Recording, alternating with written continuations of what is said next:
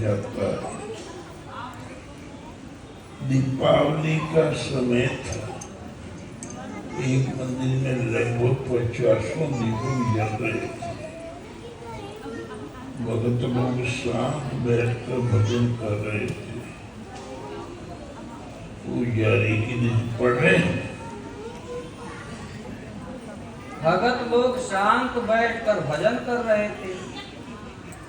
पुजारी की दृष्टि घी की ओर गई तो पुजारी जी ने सोचा, अरे बाप रे, 25-30 दिए जल रहे हैं, पाव 1.5 पाव घी तल में भरा है, यह कारण रात भर में ही जल जाएगा।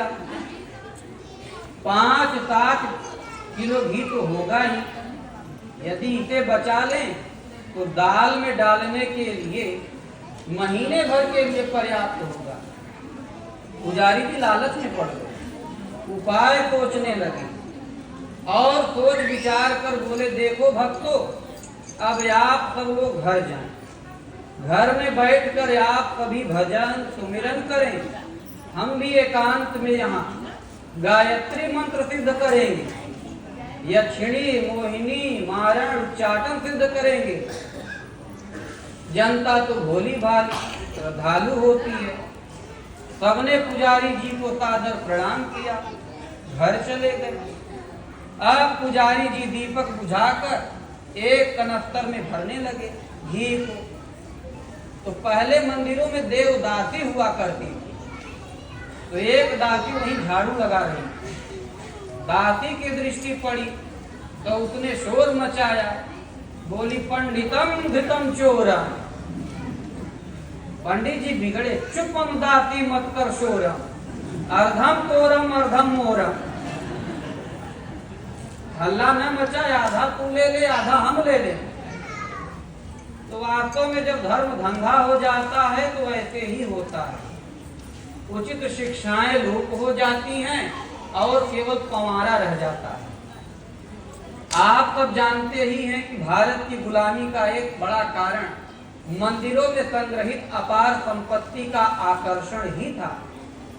सोमनाथ का मंदिर लूटकर लुटेरे 750 ऊंट अशर्फी सोने के सिक्के ले गए थे।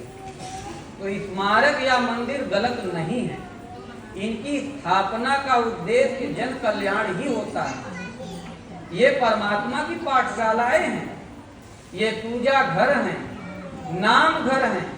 लेकिन कालांतर में जब इन स्थलियों पर भोजन पानी ताव से मिलने लगा तो पुजारियों को लालच ने घेर लिया, थोड़ा घी बचाने में लग गए तो कुरीतियां पनप गई। लेकिन जिस मंदिर में हमें दीपक जलाना है वह मंदिर है आपका हृदय। भगवान श्री कृष्ण ने कहा है, ज्योतिषामपि तज्ज्योति तमसः परमुच्यते, ज्ञानम ज्ञेयम ज्ञान गम्यम हृदय सर्वस्य विष्टितम।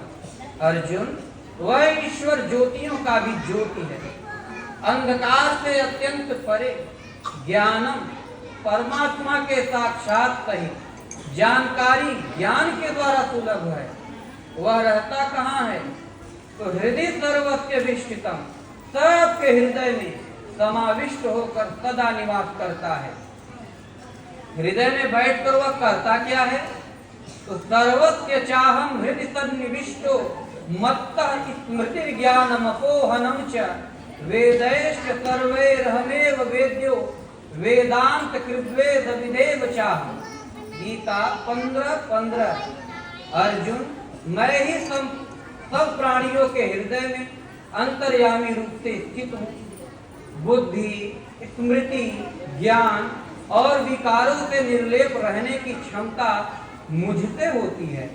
अर्थात साधना जागृत होने पर भगवान ही बुद्धि देते हैं, दर्शन देते हैं और विकारों को काटने की क्षमता भी देते हैं।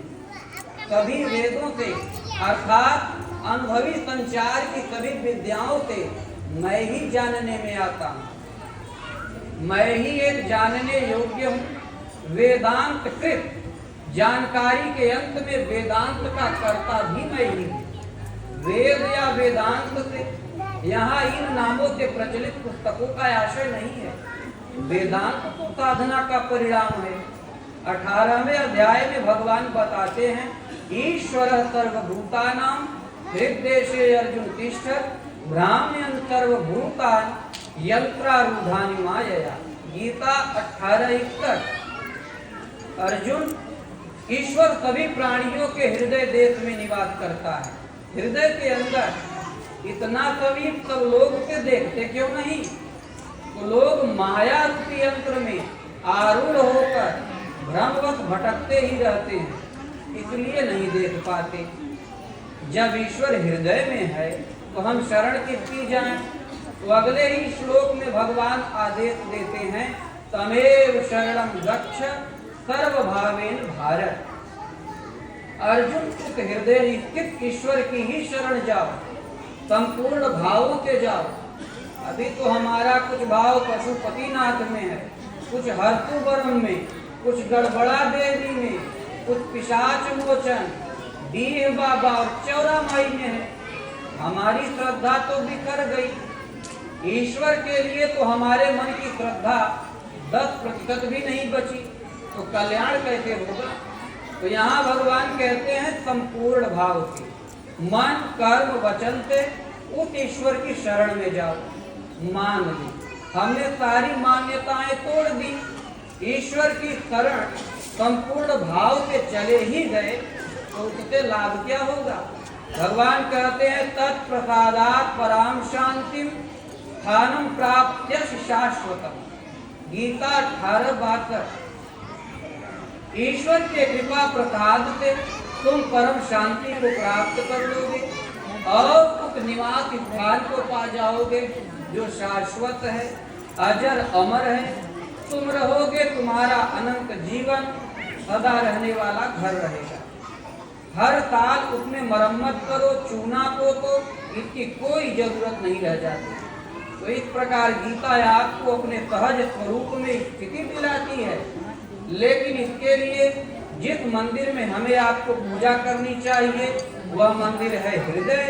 जब कभी किसी ने परमात्मा को पाया है तो हृदय में ही पाया है। तो श्री गुरुदेव भगवान की अभी उकताओ मत।